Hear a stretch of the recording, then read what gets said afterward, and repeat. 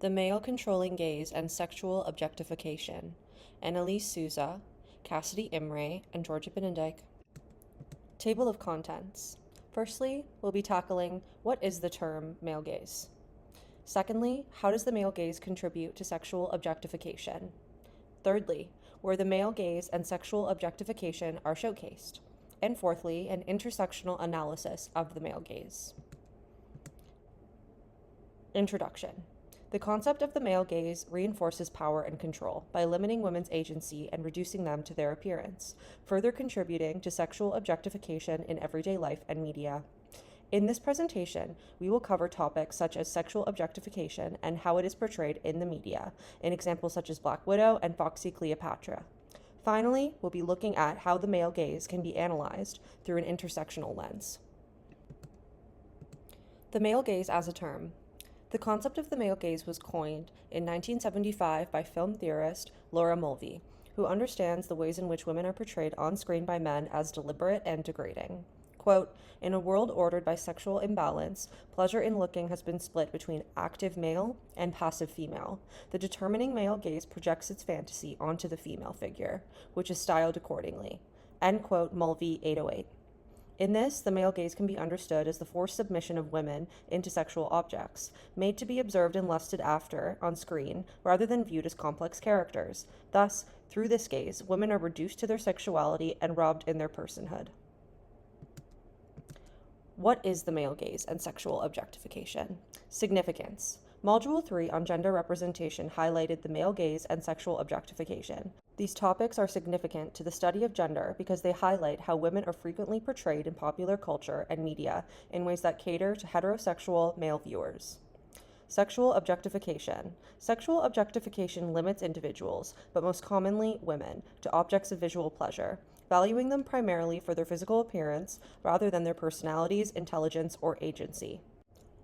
Male gaze theory. The male gaze theory, introduced by Laura Mulvey in Visual Pleasure and Narrative Cinema, as previously stated, argues that a central pleasure offered in cinema is scopophilia, known as the pleasure of looking at whatever is on the screen. Elements of the male gaze and sexual objectification showcased in cinema. Beauty standards.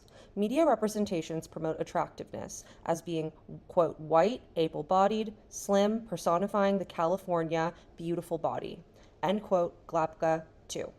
This standard reinforces unrealistic beauty norms and can negatively impact women's confidence, self-perception, and self-worth. When women are constantly portrayed as objects of desire who must maintain their sex appeal to be valued, it contributes to feeling pressured to conform to male expectations.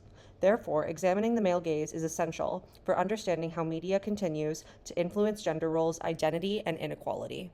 The audience. Mulvey suggests that mainstream cinema positions the audience to identify with a heterosexual male perspective, making the viewing experience one that is geared towards something more predominantly male. Therefore, women are often used in media to showcase their appearance, or what Mulvey famously calls to be lookedness. Societal expectations.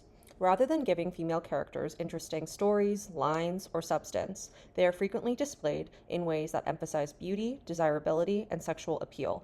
The male gaze and sexual objectification are highly relevant today because they shape societal expectations of women on and off screen. This leads to women feeling inferior, insecure, and reliant on male validation. How does the male gaze contribute to sexual objectification? The male gaze contributes to sexual objectification by reducing women's bodies for visual sexual consumption, shaping how they are portrayed and perceived by others and themselves. Examples: turning women into visual objects, prioritizing male desire, fragmenting the body of women, encouraging self-objectification, and reinforcing power dynamics. Intersectional analysis of the male gaze. We found that examining this oppression simply through the lens of gender dynamics is insufficient.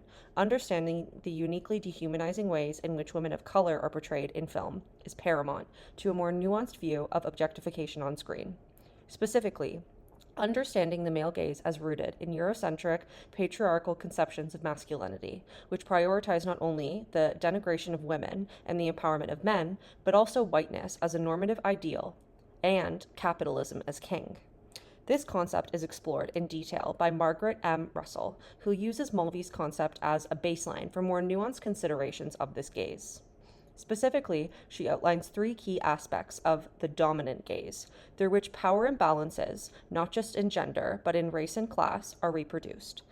Quote, 1. In the proliferation of degrading stereotypes which serve to dehumanize Blacks' history, lives, and experiences. 2. In the marginalization or complete absence of Indigenous perspectives on Blacks' history, lives, and experiences.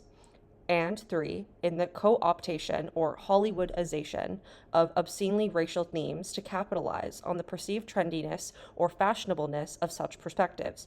End quote, Russell 246. Thus, through our analysis, we can see how different women face different kinds of sexualization and objectification. For Black women, the Jezebel trope is often invoked, being portrayed as basically seductive in both looks and personality. Quote, from the early 1630s to the present, Black American women of all shades have been portrayed as hypersexual, bad Black girls. End quote, Jim Crow Museum, 2026. Furthermore, in personality, Black women are often depicted as feisty or sassy. For Asian women, their unique dehumanization is entangled with racial stereotypes of softness and smallness. Quote, Hollywood and the television industry have a history of portraying Asian women as sex objects, one-dimensional, model minorities, or not at all. End quote, Weaver, 2021. Examples. Black Widow, Avengers, overly sexual uniform and general appearance, sultry and flirty personality lacking depth. Foxy Cleopatra, Austin Powers, overly sexual outfits, stereotypically Black hairstyle, and a flirty and sassy personality lacking depth. Gogo Yubari, Kill Bill, overly sexual and infantilized outfit, exotic, flirty, and slightly infantilized personality lacking depth. What needs to change? Women are often shown as flat characters or overly sexualized. If women were seen as real people in the media with meaningful stories and depth, this would change the perspective. It is also important to challenge certain beauty standards. Today, beauty is often seen as thin, white, and able-bodied. This standard is very harmful and exclusionary. Diversity among women can assist with breaking the idea that a woman's value in society is based on her appearance purely. Change also needs to be intersectional. This project identifies that women of color often face a series of different kinds of objectification surrounding stereotypes. This means women's issues are not just about sexism, but can be about class inequality and racism. Finally, social and industry changes need to be seen. These ideas mean having more diverse creators behind the scenes, supporting content that challenges the objectification of women, and helps audiences think more critically about the media. By changing how people view the media and who creates it, the influence of the male gaze is reduced, leading to a more realistic and fair portrayal of women. By creating female characters written by women, who vary in race, looks, size, and other factors, who have hopes, dreams, and aspirations outside male validation or appealing to a male viewer, we can create meaningful purpose and meaningful change. Thank you so much for listening to our presentation.